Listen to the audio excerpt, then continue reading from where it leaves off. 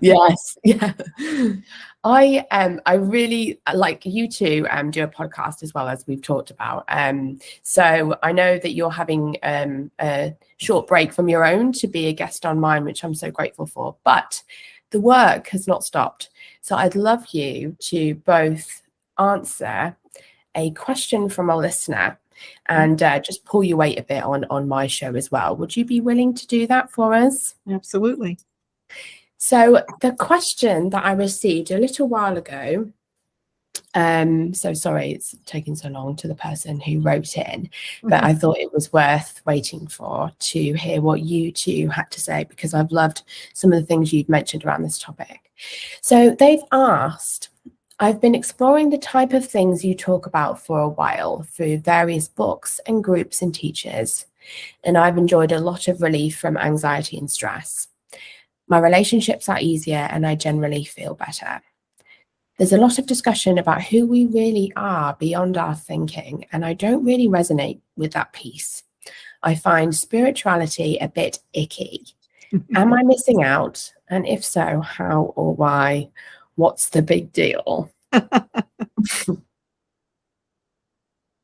You want to start, Chris? Yeah, I mean, I can.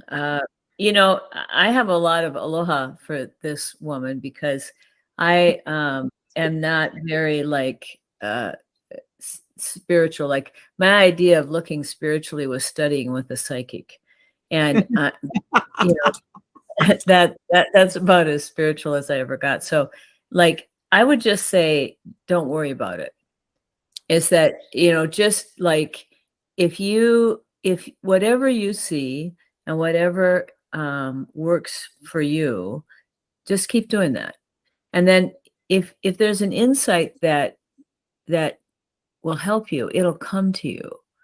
Because to me, the spiritual is, you can't think about it anyway, right? Because once you start thinking about it, that's not it. So it's just the energy that creates you. You know, it's just the energy that creates all of us. And it's always within us. And if you just keep it at that, it's kind of like I always say, it's whatever is missing when somebody's in the casket. Like whatever that is that's missing, that's what spiritual is in you. So that's just that part of you that is not thought or is before thought. It is actually creating thought too, so it is thought, but it's just, you know, it's just recognizing that everything you think isn't a good idea, and you are the thinker, and that you, whatever you think that is, that's what people are talking about as spiritual. But for me, the only thing that was important was the feeling. So we talk about the feeling a lot, and that is that's what's spiritual to me.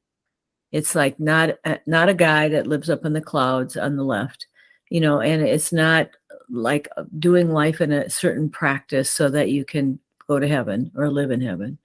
But it's just recognizing that we are all part of an energy that creates all things.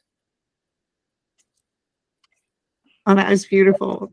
I just to tell a funny story that might illustrate what Chris just said so well. I was teaching in a medical school for quite a while, and doctors hate fluffy stuff, as they call it. You know, like if you've just come from anatomy class, you don't want to go to somebody's feel-good class, you know. But for a while there, especially the residents were required to take these series with me. So, and I knew how they felt about it, and I was sympathetic, but I also had a responsibility to them.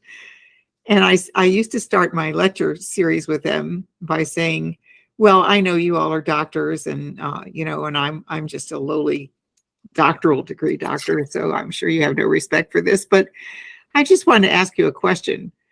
You know, can you tell the difference between the living and the dead? And they would roll their eyes and they would like, oh my God, this woman is stupider than I thought she was.